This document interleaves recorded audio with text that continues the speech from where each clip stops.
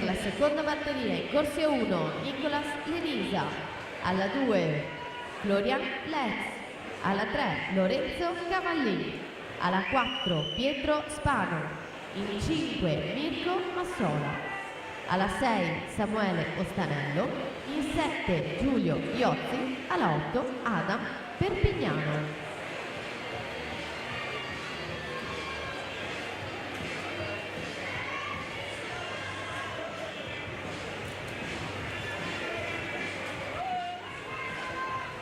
Ammesse quindi alla finale, miglior tempo con record MCG Sara Flavia Strimb, quindi Anna Porcari, Anna De Boni, Emma Scomparin, Valentina Revelant, Ilza Videc, Margherita Serafin e Aurora Dapra con l'ultimo tempo 1:8:78.